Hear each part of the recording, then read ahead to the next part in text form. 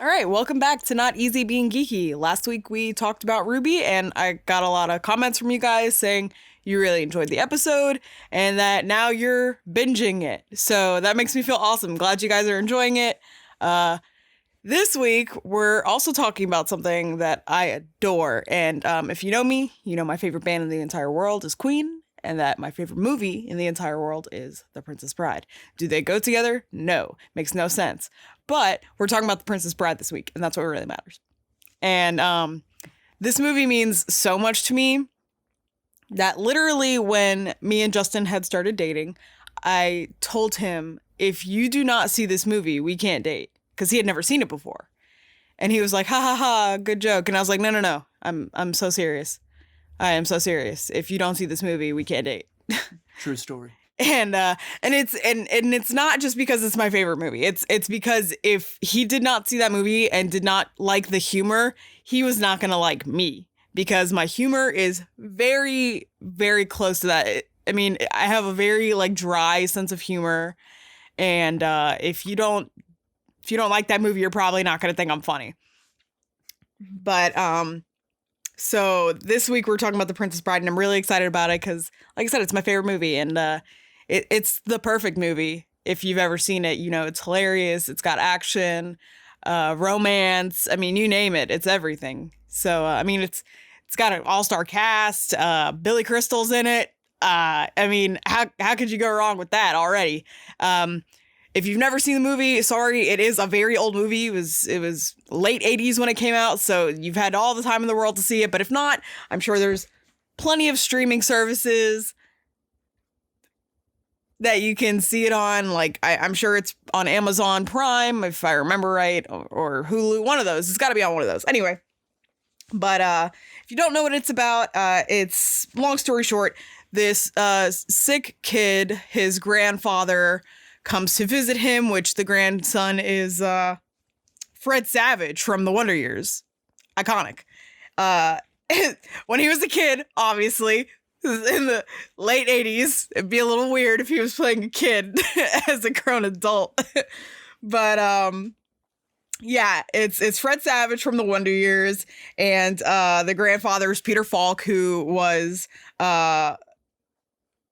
he played Columbo from that show Columbo, you know, the detective. Awesome show, by the way. And also, he looks exactly like my grandfather and sounds like him, because my grandfather had that heavy cigarette voice, you know, that's like you only gain by smoking cigarettes your entire life. But it reminds me of my grandpa, so maybe that's another reason why I love the movie so much. It's kind of nostalgic for me. And so he goes to visit his sick grandson, and he says, hey, I got this story I brought. I want to read it to you. And he's like, oh, I don't want to hear it, Grandpa. I mean, what's it about? And he's like, it's got everything. He's like, does it have sports? And he's like, are you kidding? It's got everything. Yeah, you know, it's great. And it's so funny because, just to quote the movie, he says, it has fencing, fighting, torture, giants, monsters, escapes, chases, true love, miracles. I mean, literally everything. And it's hilarious because he's like, all right, I'll listen to it. You got me. What the kid doesn't know is that it also has romance, which means kissing. So every time, there's a kissing scene, he's like, is this a kissing book? And he's like, if you want, I'll skip over them. He's like, okay, whatever. Eventually, throughout the story, he doesn't mind it. Towards the end, he's like, you could tell the kissing parts, Grandpa. He starts to like it. But anyway, so that's just a little snippet into the backstory of what it's about. So, let's get into the actual story itself. That's just preparing you for it. So the story itself is based around Wesley and Buttercup. They are the main characters. Wesley, in the beginning, goes off to seek work and winds up getting lost at sea. And so Buttercup thinks he's dead, and she goes into this horrible depression. And Prince Humperdinck, who is, yes, Humperdinck, that is his name. Yes, it's okay to laugh. It's pretty funny.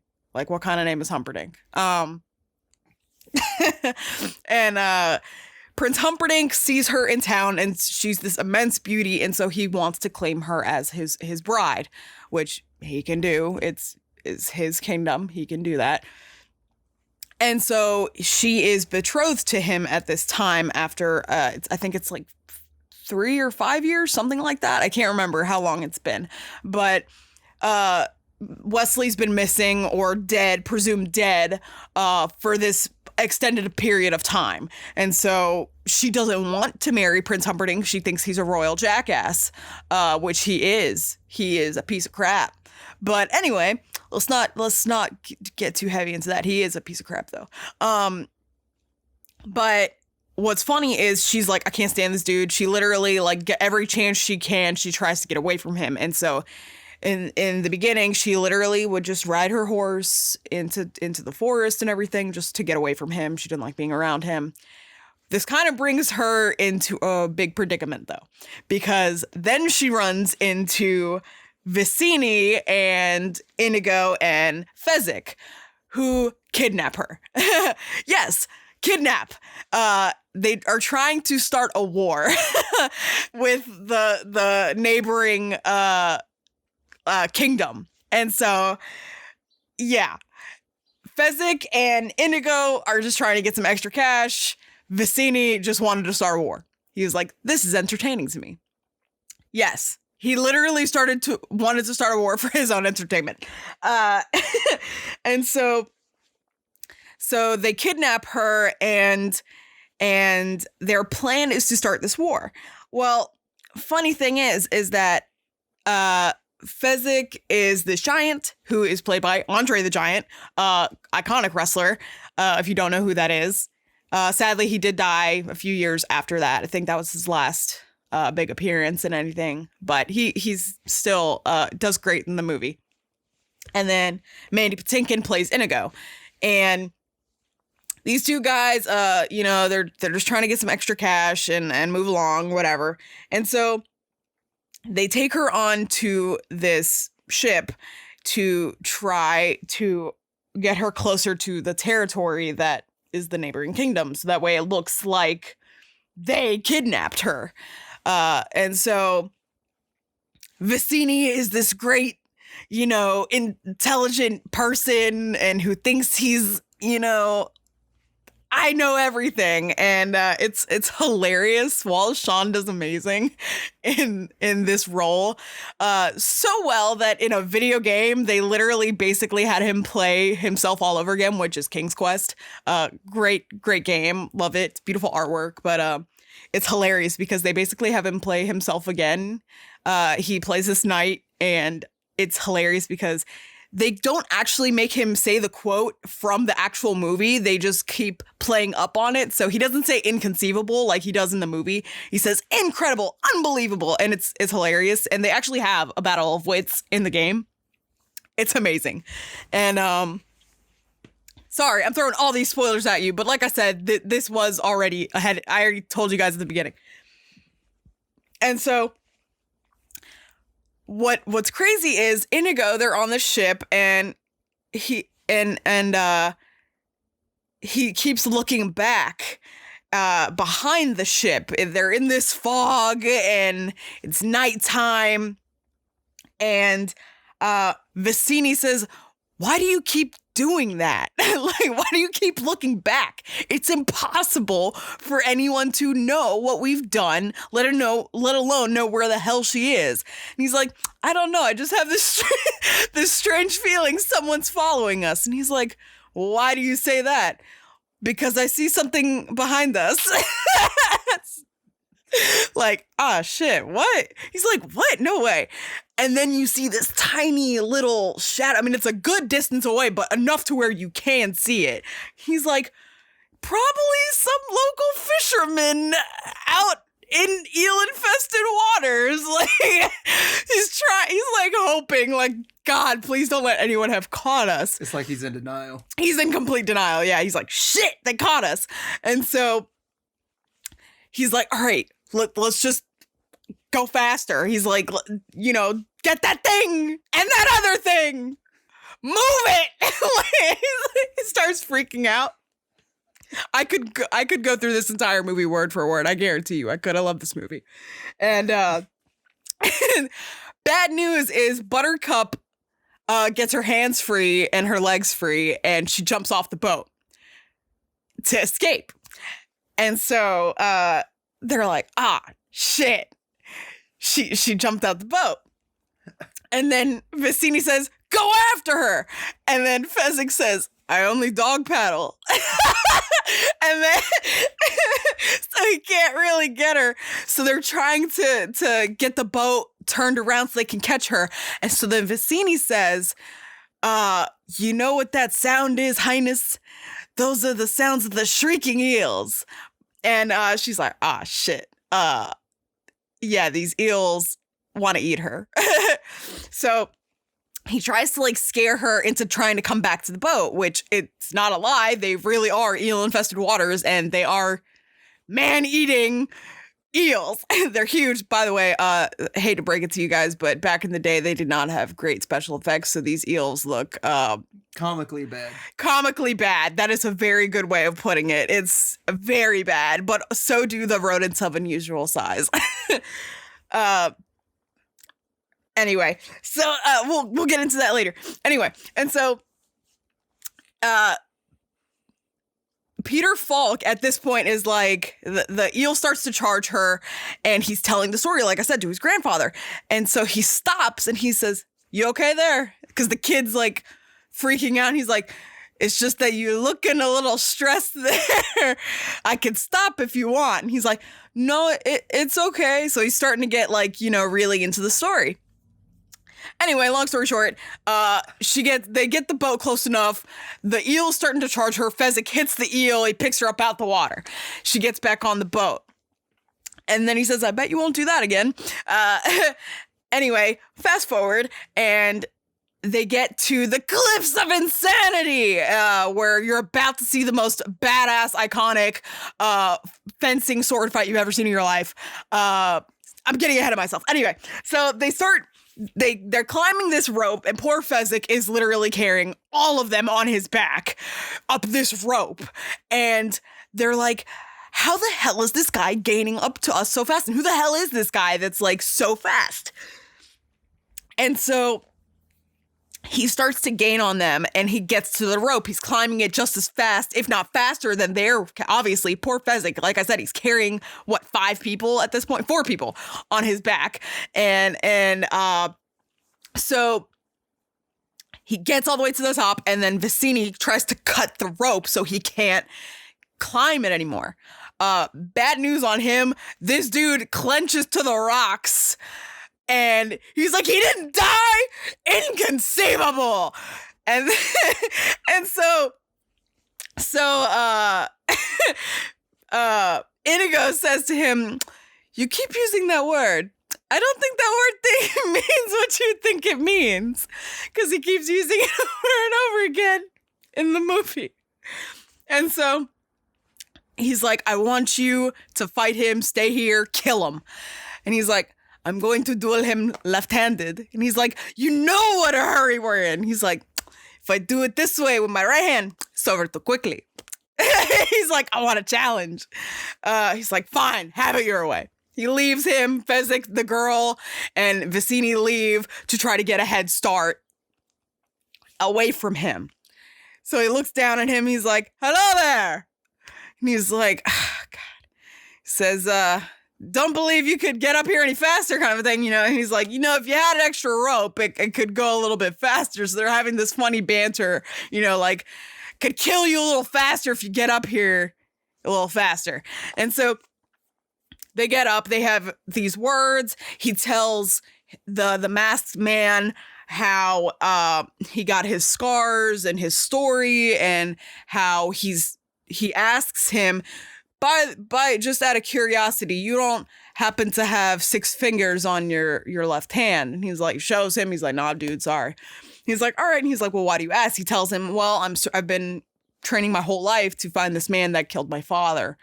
He also left me with these scars on my cheeks. And so he's like, sorry, dude, it's not me. Obviously, don't have 6 fingers.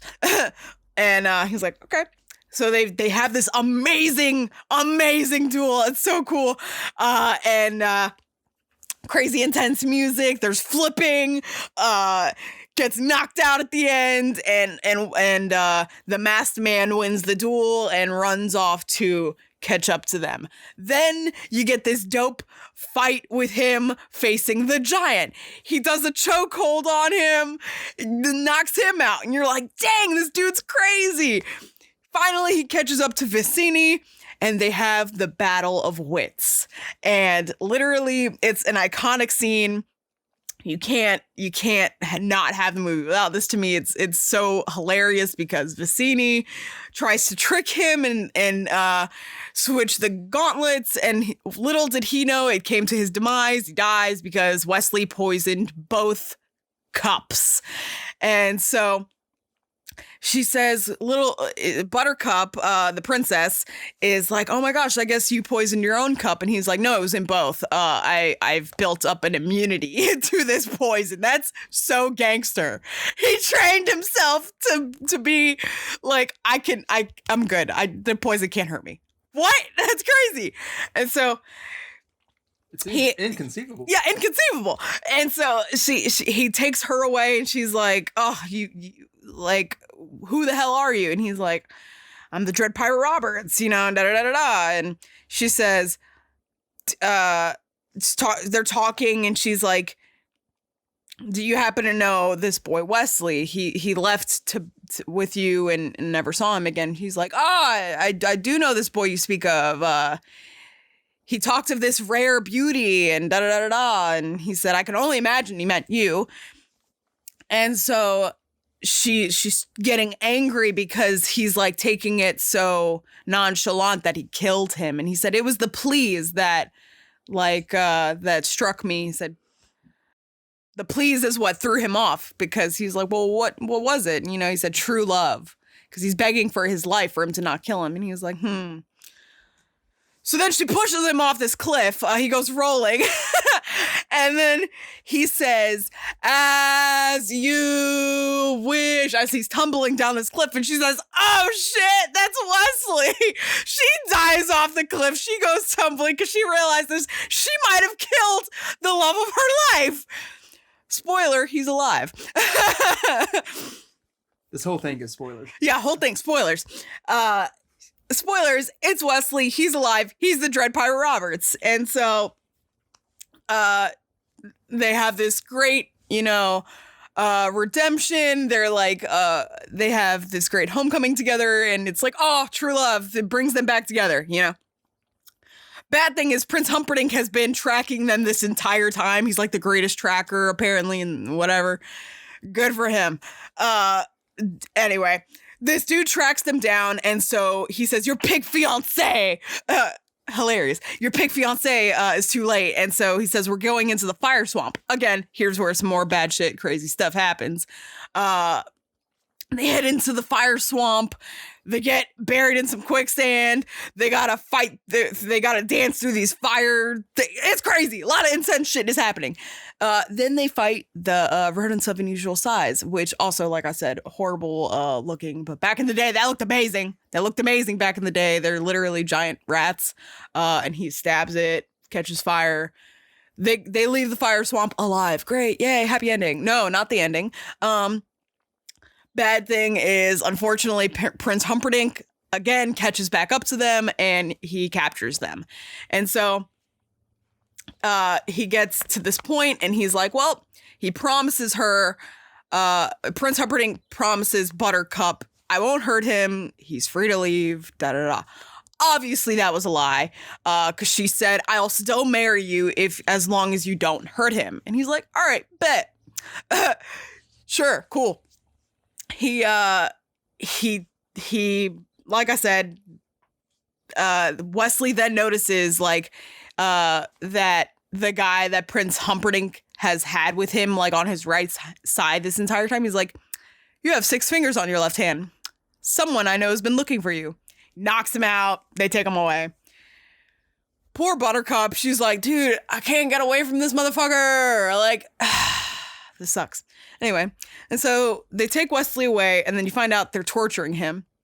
That sucks, right?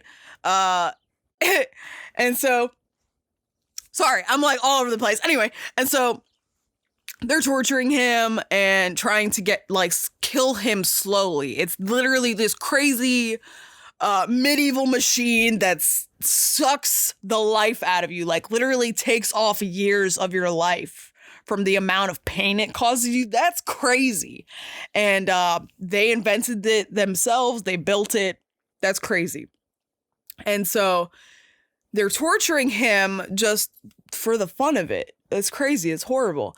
And little does he know that Buttercup has no clue about this. Like I said, she's in the dark. She at this point is like, I have no choice but to marry this guy. And Inigo and Fezzik team up to go save him. And when they finally find him, they're like, oh, shit, this dude's dead. But hey, we know this guy, Miracle Max. Maybe he could bring him back to life. Miracle Max is Billy Crystal, by the way. So here comes some funny banter at you again. They find Miracle Max, they bring him to him, and they're like, got some news for you. He's not dead. He's just mostly dead. And they're like, can you do anything?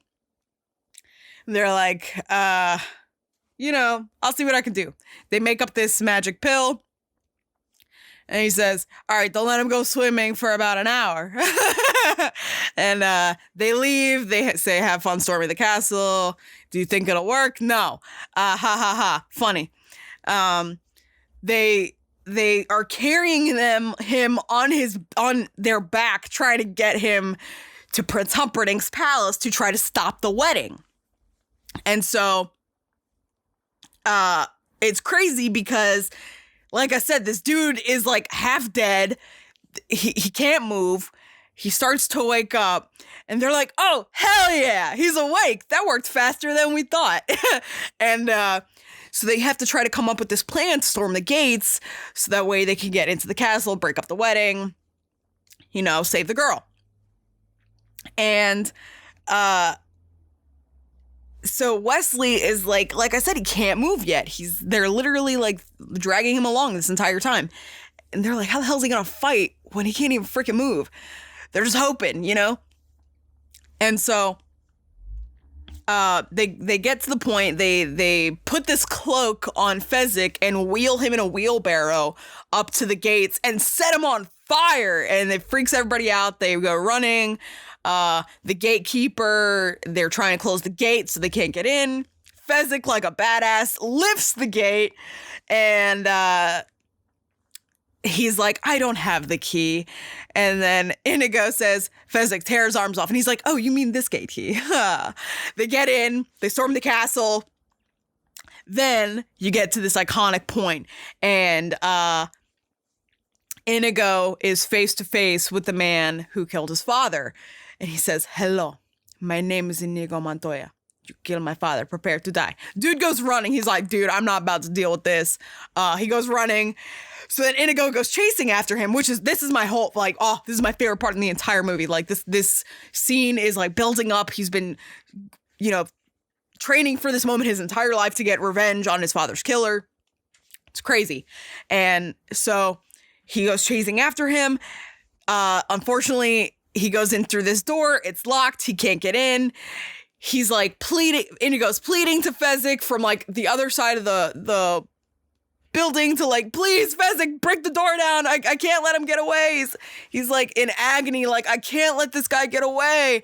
And Fezzik comes to the rescue, knocks the door down, and he keeps going. Inigo keeps going after this guy. He catches up to him. Unfortunately, as soon as he steps through the door, when he catches up to him, the six-finger man throws a dagger at him, hits him right in the stomach. And you're like, oh, shit, man. He was so close. And you think he's dying at that point. You're like, shit, man. No, like he was so close. And then the most badass thing happens. He pulls the dagger out. He slowly gets up and he says, hello, my name is Inigo Montoya. You killed my father. Prepare to die. And he's like, what the hell? This guy's like, oh man, you're getting up. Good luck, man. I just stabbed you. Inigo then starts to get up stronger, and he's saying it over and over again. Hello, my name is Inigo Montoya. You killed my father. Prepare to die. It's starting to get to this guy, and he says, stop saying that. He comes at him charging, with this fencing. It's dope. This awesome sword fight. He's finally like at his breaking point, and he's like, hello, my name is Inigo Montoya. You killed my father. Prepare to die. He unarms him. He knocks his sword out of his hand, and this guy is like now like, oh shit, I'm dead. And he says, hello, my name is Inigo Montoya. You killed my father. Prepare to die. And then Count Rugen says no. And then Inigo, like I said, he knocks the sword out of his hand. He says, now offer me money. And he says, yes.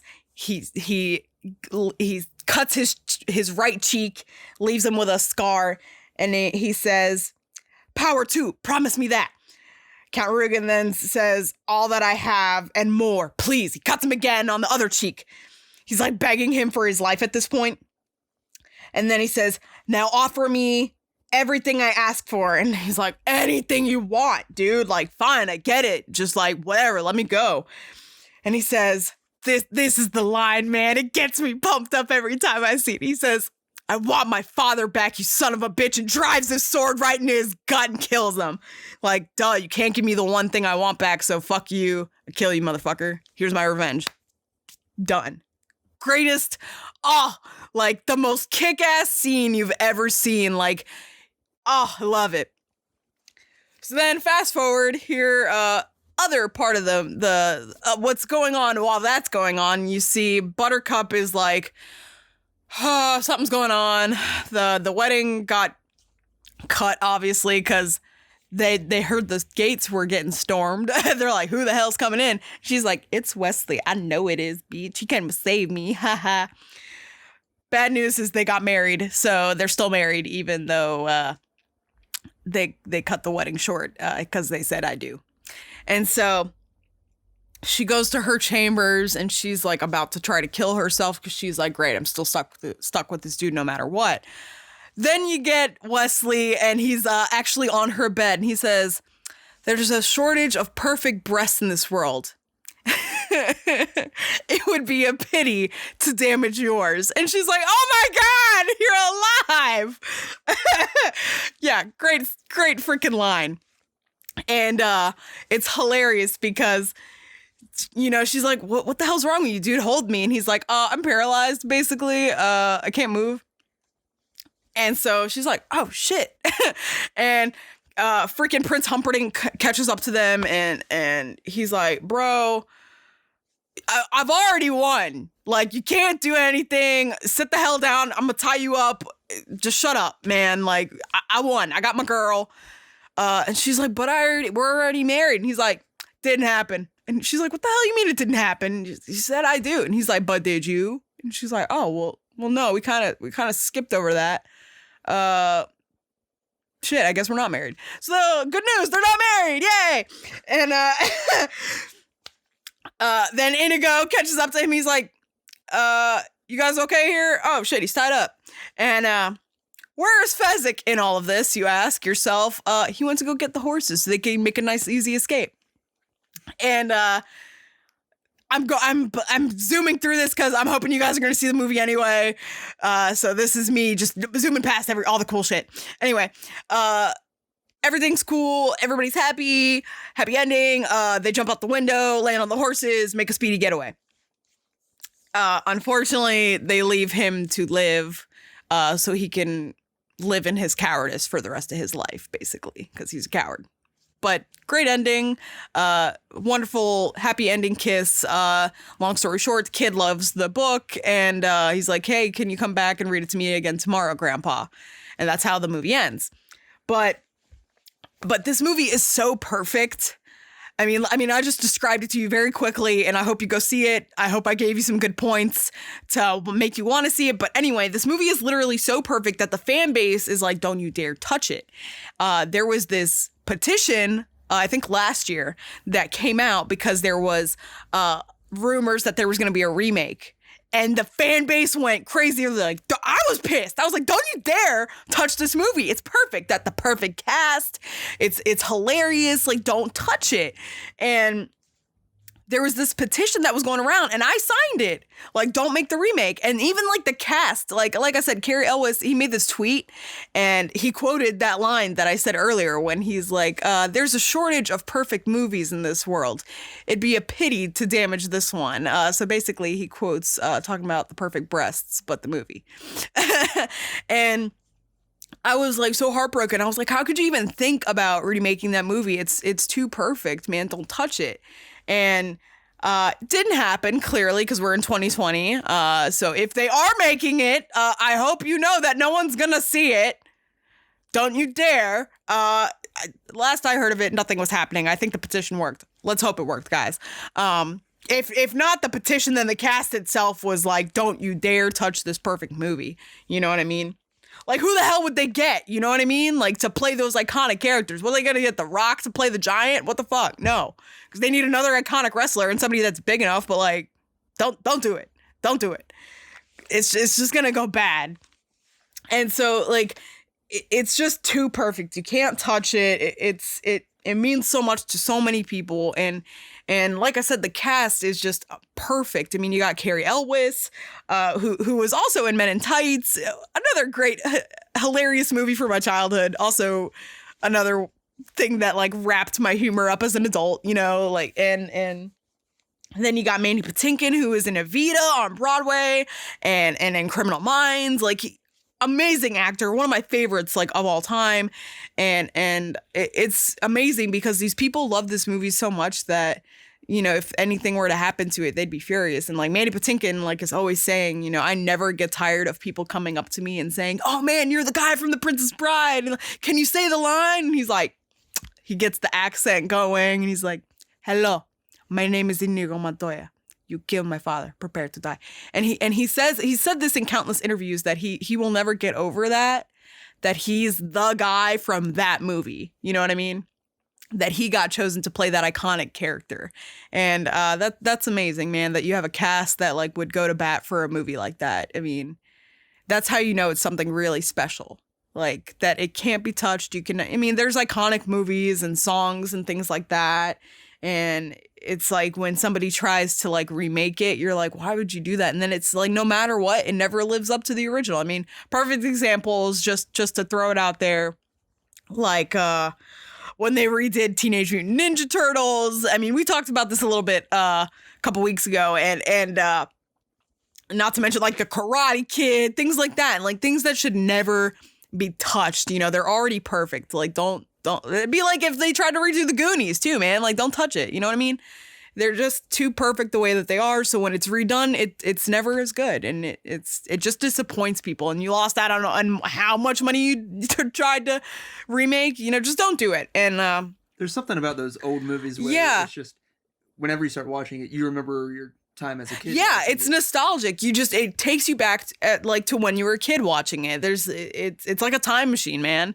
And they're just so perfect, and it would break my heart if they ever tried to remake that movie. Like, really, I really do hope the fan base with that petition was able to like stop that. Well, it holds up. It really does. Like, the comedy's still there, the action's still there. Oh yeah, you know, there's special effects. They are what they are. But that's one of the main things that you love about. Oh yeah, it's hilarious. Like you said, comically bad. And you know, every chance I get, if I'm talking to somebody and they're like, oh, well, you know, just bring up in conversation, well, what's your favorite movie? And I'm like, oh no, you're not ready for this. I'm like, have you ever seen The Princess Bride? And they're like, no. I'm like, oh no. I literally, like, half the time, if we're at our place, I stop whatever we're doing. I'm like, all right, here we go. We're going to watch this. And they're like, what? I'm like, no. You cannot. You got to see this movie. It's amazing. And I have never met anyone that, like, when I got them to watch that movie, they didn't like it. They love it. Like, even your mom, we watched it with her not too long ago. She had never seen it before. And I'm always quoting it and always talking about it. I mean, I'm a huge fan. I mean, I have 3 copies of this movie, maybe 4. I have a VHS somewhere. I have the DVD when it first came out. Oh, yeah, and the 30th anniversary edition when it came out on Blu-ray, which was just a few years ago. Got that too. I have multiple copies of the book. I have pop figures. I mean, you name it. I have a pillow that says "As You Wish." Hell, I have a tattoo of it on my leg. It has the book, their swords piercing it, Wesley's mask, and the quote "As You Wish" on the cover of the book. And if anyone knows Mandy Patinkin and Carrie Elwes on a personal level, can we make this go viral so I could get them to sign my tattoo? Because I'm still angry about the fact that I didn't get to go to Dragon Con last year and meet Carrie Elwes, because I was going to beg him to sign my tattoo and go get it tattooed on me immediately after that. I'm so serious. If anyone knows them, can we make that happen? I would love to get their names tattooed on my leg to go along with my Princess Bride tattoo. Can we make that happen, people? I would really appreciate that. But I mean, like, I mean it. Like, this movie is so important to me. I mean, it's like my family's thing. We always watch it together. Me and my brothers watch it, I mean, countless amount of times.